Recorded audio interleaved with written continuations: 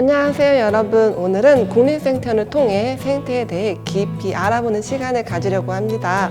좀 더 쉽고 재미있게 알아보기 위해서 특별히 국립생태원의 이창석 원장님을 모셨습니다. 원장님 반갑습니다. 반갑습니다. 생태원을 둘러보니까요, 굉장히 규모도 크고 멋지게 조성된 공간도 많더라고요. 연구 공간도 있다고 들었는데 국립생태원은 어떻게 해서 처음 만들어지게 된 건지 궁금하더라고요. 원래 이 지역에 군산과 장항을 연결해서 군장 국가산업단지를 건설하기로 했었습니다.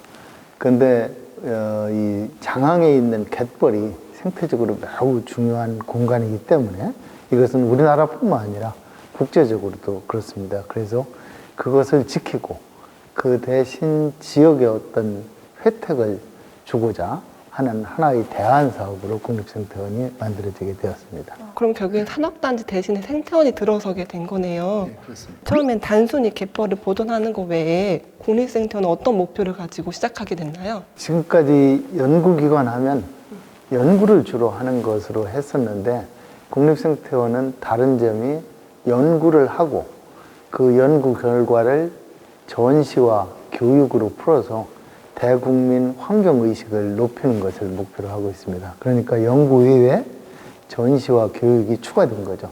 따라서 우리 캠퍼스가 다른 연구소에 비해서 넓은 것은 아마 전국에서 연구소 중에서 면적으로는 가장 넓을 겁니다. 그런 넓은 공간을 차지하게 된 배경은 바로 그 전시와 교육이 포함되어 있기 때문입니다. 그럼 정말 큰 그림을 그리고 시작하게 된 거네요.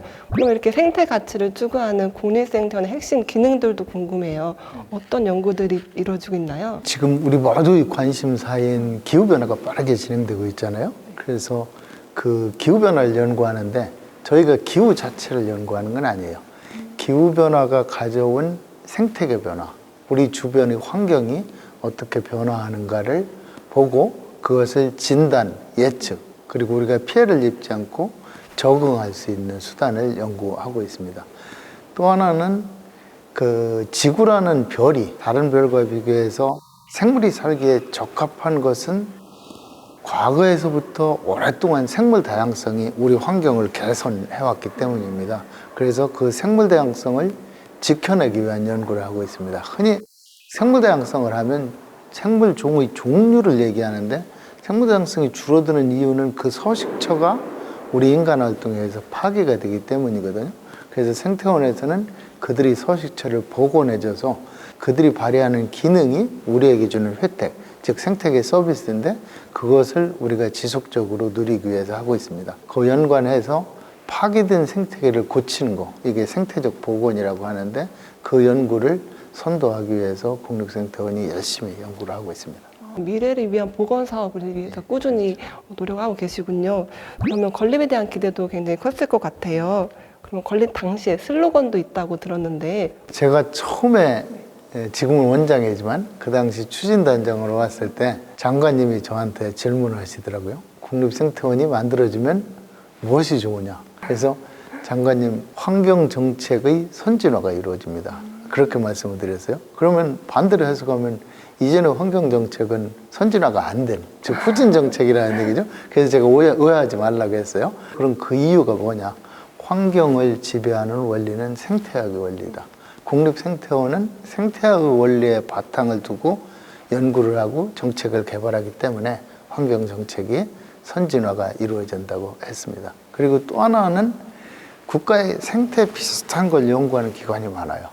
그런데 이들이 전부 뿔뿔이 흩어졌어요. 그것을 통합관리하는 국가통합연구기관이다. 이렇게 설명을 했습니다. 정말 멋진 계획을 갖고 시작하게 됐네요. 에코리움도 굉장히 넓었는데 그 외에 부지도 굉장히 넓더라고요. 그래서 어떤 시설들로 이루어지는지 궁금해요. 우선 두 가지로 대별할 수가 있어요. 하나는 우리나라의 생태계를 알자. 이게 야외 공간이고요. 또 하나는 지구 전체의 생태계를 알자. 그게 에코리움입니다. 산림의 경우는 저 남쪽 제주도에서부터 북쪽까지 그 난온대 상록화렵수림, 난온대 낙엽화렵수림, 온대 낙엽화렵수림, 또 고도가 높아져서 기후가 달라지는 아고산대 상록 침엽수림, 이런 것들을 표현해서 우리나라 전체 생태계를 볼 수 있게 해줬고요. 물과 관련된 생태계, 수생태계는 천천히 흐르는 하천의 하류, 그리고 연못 생태계, 이런 것들이 표현이 됐는데, 지금까지 이런 생태계를 만들 때 우리나라의 다른 지역에서는 만드는 사람의 주관에 따라 만들어졌어요. 근데 우리는 그렇게 만드는 것이 아니라 온전한 모습을 보존하고 있는 국립공원, 또 온전한 하천, 온전한 호수, 이것을 모델로 해서 만든 점이 차이점입니다. 그러면 생태계를 축소해 놓은 게 생태원이라고 할 수 있겠네요. 예, 그렇습니다. 네. 외국의 생태계는 이 에코리움 내에 포함이 되어 있는데, 세계의 주요 기후대, 즉 열대, 사막, 지중해, 온대, 그리고 극지가 표시가 되어 있습니다. 열대 같은 경우도 인도네시아의 실제 열대림을 조사해서 그 결과를 가지고 만들어졌고, 또 사막 같은 경우도 전 세계의 사막을 돌아다니며 현장에 가서 현장 정보를 수집하고 그것을 바탕으로 해서 만들어졌고, 지중해 역시 그렇습니다. 난온대는 우리 제주도에 곶자월이라는 유명한 공간이 있습니다. 돌이 많고, 그래서 농경지로 개발되지 않은 자연 그대로의 모습을 간직하고 있는 곳이 있는데, 그것을 모델로 해서 만들어졌습니다. 다만 이제 극지관의 경우는 우리가 에너지가 많이 들어가야 되잖아요. 너무 추우니까. 그래서 에너지 절약도 해야 되기 때문에 여기는 다 표현을 못하고 전시와 실제 반반 섞여 있습니다. 그래서 이렇게 세계의 주요 기후대를 현장 조사 자료를 바탕으로 만든 것은 우리 국립생태원이 세계 처음으로 만들어진 겁니다. 그런데 지금까지 아마 그것을 우리 국민들이 전혀 알고 있지 못했을 겁니다. 국민들도 이를 많이 알고 찾아와 주시면 좋을 것 같아요. 이렇게 설계 단계에서도 생태적인 부분을 놓치지 않았을 것 같은데, 혹시 건설과 운영에서도 생태적인 요소가 들어간 부분이 있을까요? 물론입니다. 저는 이 국립생태원을 만들기 위해서 지구를 한 바퀴 돌았습니다. 제가 학교를 2년 반 떠나서 지구를 한 바퀴 돌면서 자료를 수집하고 그 생물 소재를 구하는 것도 무척 중요하거든요.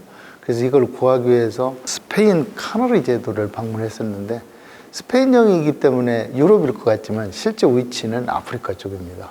그래서 거기에 가서 많은 식물을 구입할 수 있었고, 또 그러한 일을 해왔던 회사의 도움도 크게 받아서 이걸 할 수가 있었습니다. 그 이후에도 우리는 이것을 있는 그대로 관리하기 위해서 지속적으로 모니터링하면서 관리하고 있고, 또 건물을 만들 때도 지금 탄소 중립, 우리 모두 관심이 있지 않습니까? 그래서 이것을 만들 때는 건물 내에도 완충제를 넣어서 에너지 소실이 적게 했고, 또 친환경 에너지를 태양광도 쓰고 지열도 쓰고 또는 그 목재칩도 쓰는 방식을 취하였으며, 또 이 에코리움은 온실이기 때문에 에너지가 많이 들어가잖아요.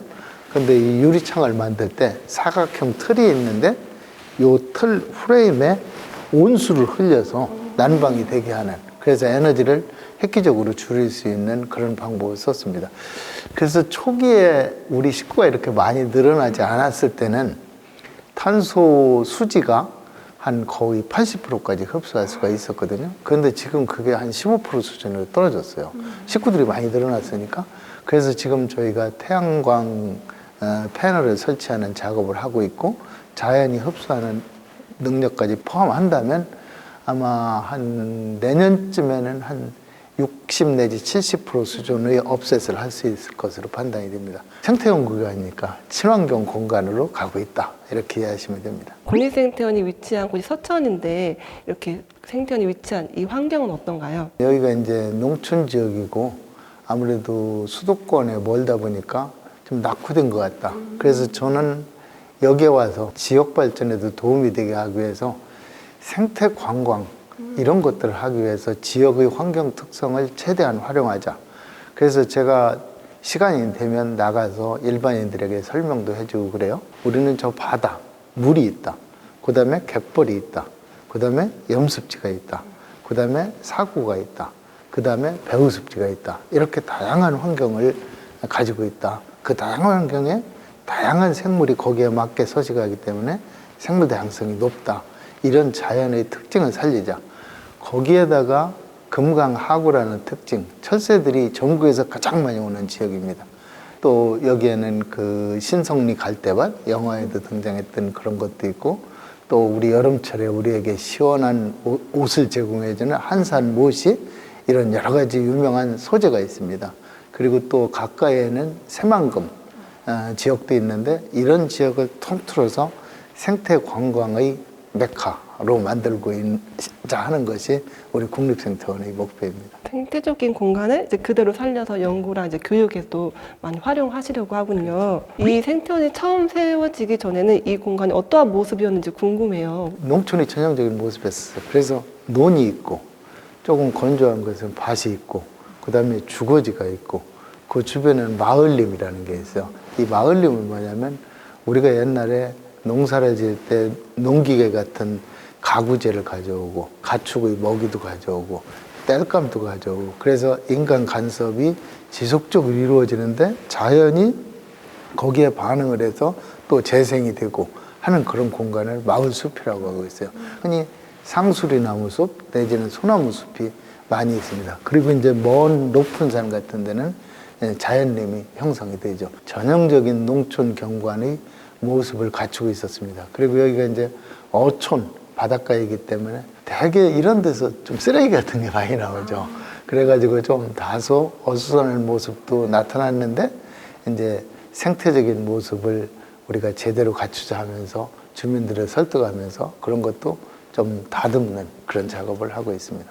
전형적인 농촌 경관이었다고 말씀해 주셨는데, 혹시 경관이 학문적으로는 어떤 의미가 있나요? 경관이라는 것은 자꾸 사람들이 경치, 풍경을 생각하는데 이것은 아니고요. 경관은 생태계 복합체가 경관입니다. 하천 생태계, 해양 생태계, 또 농경 생태계, 도시 생태계, 이것이 전부 합쳐진 게 경관이 되는 겁니다. 그런 경관은 사실은 비교적 최근에 탄생한 학문이에요. 그래서 우리나라에서는 이것을 잘못 이해를 해서 경치나 조경 정도로 생각하는데, 실제는 환경 계획 같은 것이 여기에 다 이론적 바탕을 두고 있기 때문에 아주 우리에게 필요한 학문이고, 그것이 선진국에서는 친환경적 계획을 할 때는 그 이론이 바탕이 됩니다. 그래서 우리 국립생태원에서는 그런 연구도 추구하고 있습니다. 그럼 이 생태원이 조성될 당시에 경관 생태학도 적용이 된 걸까요? 그렇죠. 여러분들이 요 에코리움에서 조금 밖에 나가면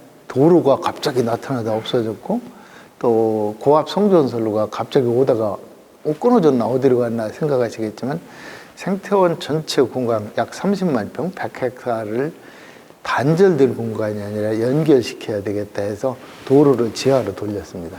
그리고 고압 송전선로도 지하로 옮겨서 생태적 연결성을 추구했습니다. 이런 것들이 이제 경관 생태학의 원리예요. 즉, 다른 공간이 어떤 생물들이 살고 뭐 물질도 있을 때 다른 생태적 공간하고 연결이 돼야 되는데 끊어지면 그 연결이 안 되잖아요. 그런 차원에서 지하차도로 옮기고 그 전선도 지중화로 하게 된 겁니다. 그럼 이제 생태계 본연의 기능을 유지하는 게 이제 중요할 것 같은데, 저는 생태계에 대해서 좀 궁금해요. 우리도 우리 집이 있잖아요. 또 학교면 학교 건물이 있고, 그럼 생물이 살아가기 위해서 그들이 서식처가 있어야 돼요. 예를 들어서 하천도 생물이 사는 서식처잖아요. 그리고 땅도 생물이 사는 서식처. 그건 생물이 아닌 비생물, 무생물 환경이 있고, 거기에 이제 살아가는 생물. 그래서 환경과 생물 집단이 조합된 게 생태계입니다. 생물들이 실제 제대로 살아가기 위해서는 이런 생태계 더하기 또 다른 생태계가 있어야 돼요. 아까 그 경관을 제가 말씀드렸는데, 예를 들어서 지금 물속에는 올챙이, 개구리 어린 새끼들이 있잖아요. 알도 거기서 낳고, 올챙이가 커져서 개구리가 되면 어디로 갑니까? 육지로 올라가죠? 육지로. 그러면 여기 수계 생태계, 육성 생태계가 연결이 돼야 애들이 왔다 갔다 사는 거예요. 그러니까 양서류라고 하잖아요. 양쪽 서식처를 왔다 갔다 하면서 사는 생태. 그래서 생태계뿐만 아니라 생태계와 생태계 모두가 서로 연결이 돼야 온전한 환경을 확보한다고 할 수가 있습니다. 생물만 존재하는 게 아니고 서로 상호작용하면서 함께 하나의 시스템을 이루는 거군요. 그래서 생태학이라는 학문은 관계의 학문이라고 해요. 보통 생물과 생물 사이도 관계가 되고, 생물과 환경과도 관계가 되고, 이렇게 되기 때문에 그 관계의 연구해서 그들이 발휘하는 시너지 효과, 1 더하기 1은 2 이상이다 하는 것처럼 더 큰 효과를 발휘하는 걸 연구하는 게 생태학입니다. 생태계에서 좀 더 궁금해요. 그럼 산림 생태계에 대해서도 좀 더 자세한 설명 부탁드려도 될까요? 산림 생태계를 우리는 너무 잘 이해를 못한 것 같아요. 그래서 이번 산불과 같은 경우도 생태계에 대한 이해가 충분하지 않아서 더 커졌다고 생각합니다. 흔히 산림, 숲은 온대숲은 4개의 층구조가 있어. 큰 나무, 이건 이제 교목이라고 하고, 중간 키나무, 아교목이라고 하고, 또 작은 키나무, 관목, 그리고 풀이 있어요. 그런데 우리는 보통 숲을 만들면 이렇게 만드는 게 아니라 큰 나무만 심어놓고 숲이라고 하고, 아까 제가 마을림을 말씀드렸었죠. 소나무숲, 상수리나무숲. 그런데 소나무숲은 원래 산의 능선부, 바위가 노출된 부분, 이런 데 주로 자라는 거예요. 그럼 이 밑에 자라는 소나무는 뭐냐? 우리가 간섭해서 인위적으로 만들어진 숲이에요. 그러니까 정상의 숲은 참나무 숲이 정상의 숲이고, 소나무는 우리가 자꾸 간섭을 해서 충분히 발달하지 못한 숲이에요. 그런데 불은 어디서 크게 나냐? 소나무 숲에서 크게 납니다. 따라서 정상의 숲을 만들면 불 피해도 크게 줄일 수 있다. 원칙을 지키면 처음에는 힘든 것 같지만 원칙을 지키면 훨씬 편하다. 그래서 숲도 정상의 숲을 만들면 혜택은 더 많이 주고 산불과 같은 피해는 줄일 수가 있습니다. 나무가 모여 있다고 다 숲이 아니고 이제 식생의 키나 숲의 종류에 따라서 다 구조가 나뉘는군요. 그래서 골고루 큰 키나무, 중간 키나무, 작은 키나무, 풀, 이게 어울려진 게 정상의 숲입니다. 애국가에도 나오는 그 소나무, 그 소나무 숲에 대해서 좀 궁금해요. 우리 그 남산우의 저 소나무 이 노래가 나와서 저는 생태학적으로 그걸 해석하면 남산우에가 아니라 남사면의 저 소나무. 소나무는 빛을 좋아합니다. 모든 식물이 빛을 필요로 하지만 특히 소나무는 빛이 부족하면 살 수가 없어요. 남사면이 빛이 많이 들어오거든요. 그래서 남사면에 주로 자라고 있습니다. 근데 산불이 나고 나면 자꾸 사람들이 우리 동네는 송이 수입이 많았었다. 송이를 얻기 위해서, 즉 경제적인 효과를 얻기 위해서 소나무를 심어야 된다. 그러면서 막 산주들이 소나무를 요구하는 거예요. 그럼 산림청은 요구를 들어줄 수밖에 없기 때문에 소나무를 또 심고 그러거든요. 근데 소나무에는 기름 성분이 무척 많아요. 소나무 이렇게 있을 때 우리가 여기다 상처를 나면 송진이 쭉 나오거든요. 일제시대에는 일본이 기름이 부족해서 그걸 비행기를 띄울 기름을 만들기 위해서 V자로 파고 거기다 캔을 달아서 그 송진을 받아갖고 정제해서 항공유로 썼을 정도로 기름 성분이 많습니다. 그리고 불에 닿으면은 얘는 거의 다 죽어요. 약한 불이 오든 뭐 하든 거의 다 불 한 번 영향받으면 죽습니다. 근데 송이는 그럼 어떠냐? 여기에 대해서 오해가 있는데 맛있고 값도 비싸요. 그렇지만 아무 데나 나는 게 아니에요. 송이가 나는 이유는 소나무가 아까 말씀드렸듯이 이 능선부에서 아주 열악한 경우도 물도 부족하고 양분이 부족한 곳에서 살 때 혼자는 안 되니까 송이버섯의 도움을 받습니다. 그리고 소나무는 광합성을 하면 포도당을 송이버섯에 제일 먼저 줘갖고 고마움을 또 표시합니다. 그럼 송이버섯 우리가 버섯으로 먹는 부분도 있지만 균사락의 실처럼 쭉 퍼뜨려서 얘가 물, 양분, 각종 정보를 수집해서 소나무에게 줘서 살기 힘든 공간에서 소나무가 살 수 있게 해줘요. 참나무가 보통의 땅에서는 소나무하고 경쟁하면 백전백승이거든요. 여기에 가면 소나무가 이기는 게 확실한 오군이 있기 때문에 송이가 확실한 오군입니다. 따라서 다른 곳에 있는 소나무밭에서는 송이가 안 나옵니다. 이 전형적인 장소에만 송이가 나오는 거예요. 그러니까 어느 곳에나 소나무를 심어준다, 송이 따기 위해서 한다는 그런 억지 주장은 앞으로 안 해주시고 그것을 통해서 불피해도 줄일 수 있는 우리나라가 됐으면 하는 생각입니다. 소나무랑 송이의 그 관계성 이렇게 깊은지 몰랐네요. 저 하나 궁금한 게 있는데 예전부터 소나무가 이렇게 그 하늘로 쭉 뻗은 소나무도 있고 이렇게 꼬불꼬불 이렇게 휘어진 모양의 소나무도 있는데 이런 것도 어떤 차이로 만들어지게 되나요? 그들이 서식하는 장소의 환경 특성하고 관계가 있어요.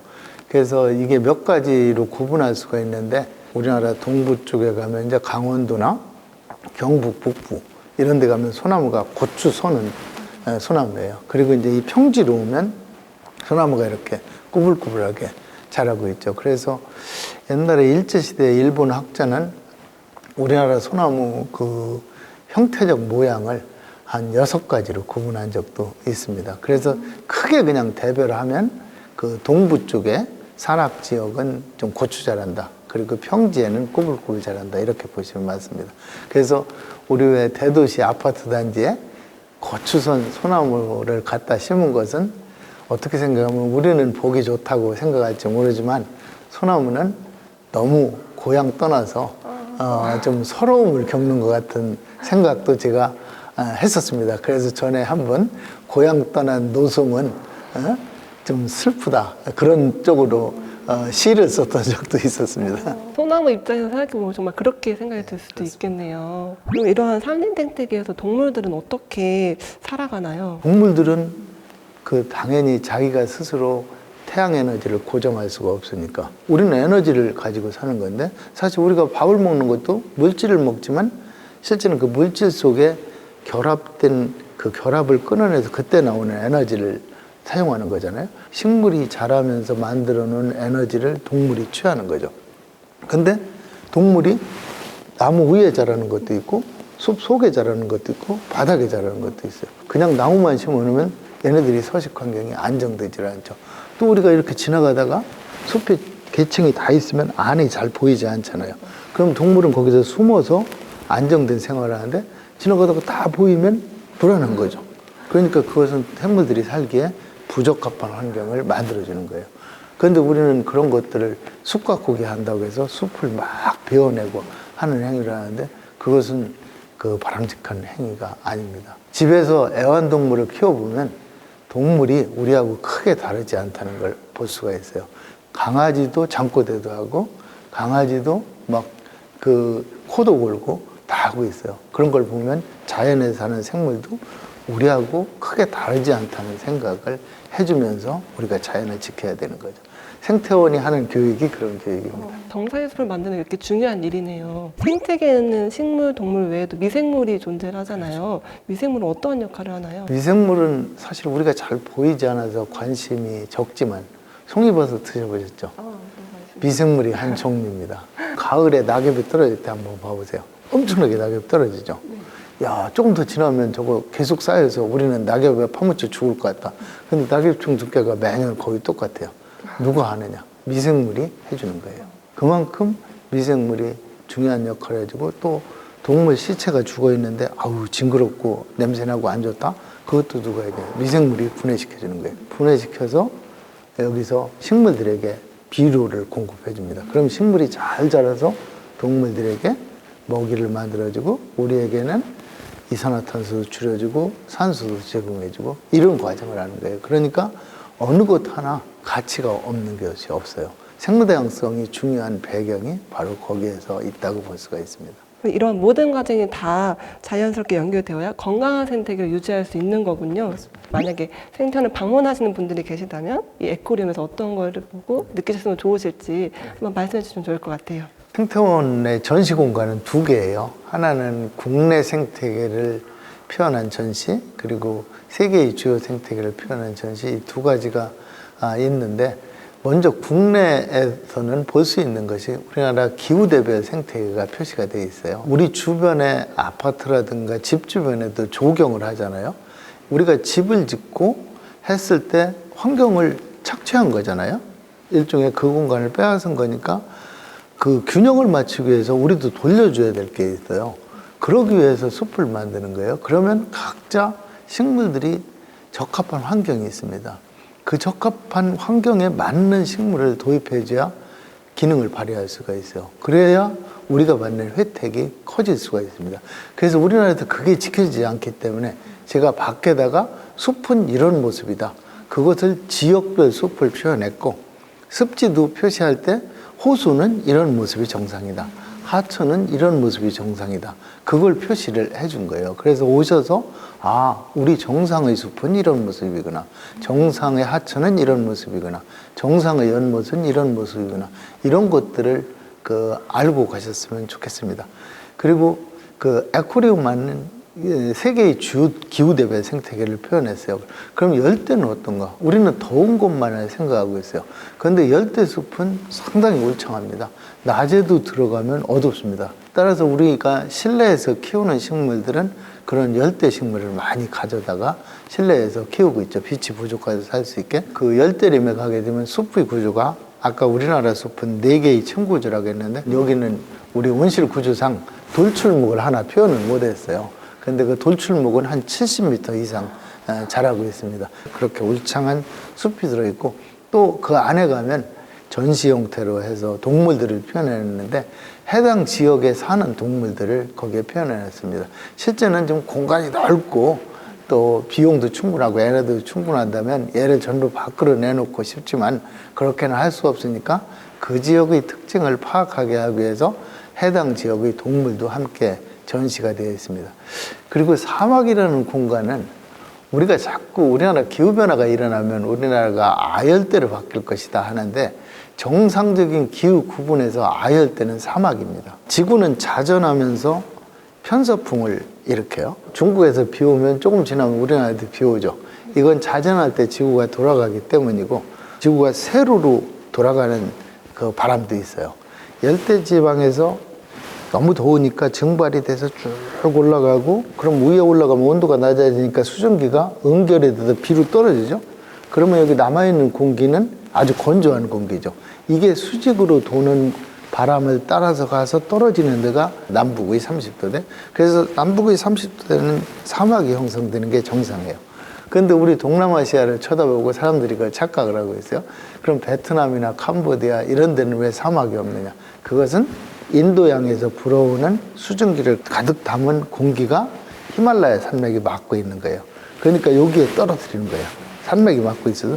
그래서 사막이 되지 않고 열대 계절림이 만들어진 거죠. 근데 우리나라에는 그런 큰 산이 없잖아요.